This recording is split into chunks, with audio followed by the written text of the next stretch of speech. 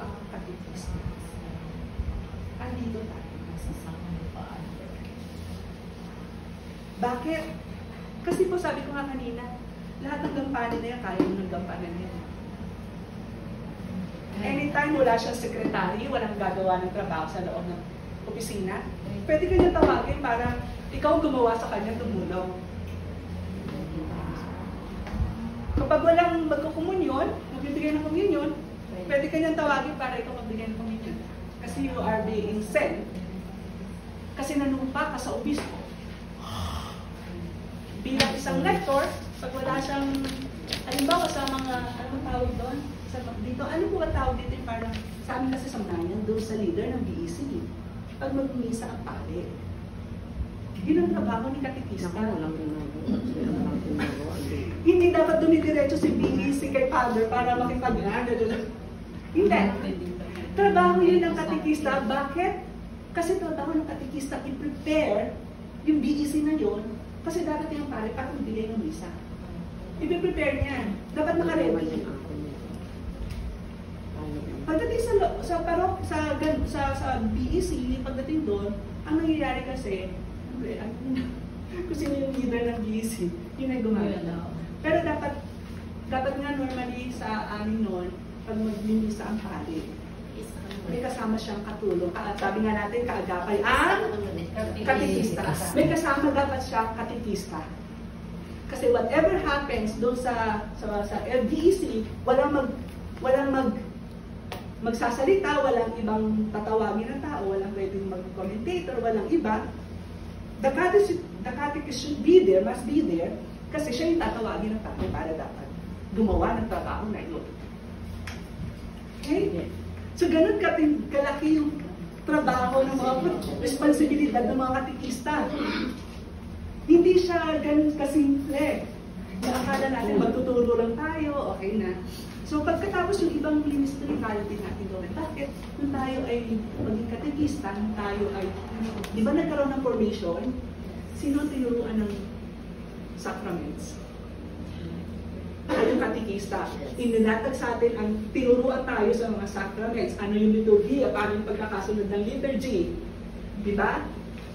Ibigay mo kaya yun sa hindi katekista. Ano mangyayari? Hindi alam. Ang misa, hindi nila alam magkakasunod-sunod. Pero pag nilagay mo ang katekista, alam niya kung ano sasagot. Pag nagsalita yung pare, kung ano sinabi ng pare, kung anong tugon, alam niyo. Diba? Kasi we share doon sa ministry ng mga pare. We always share with the ministry of the priest na kung saan to evangelize the people.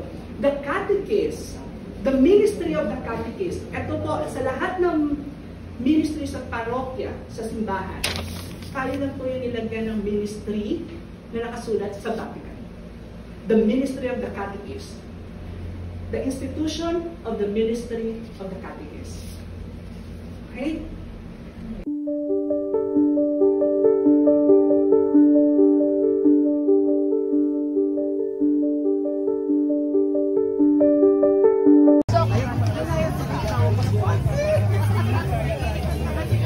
Sa bazaar.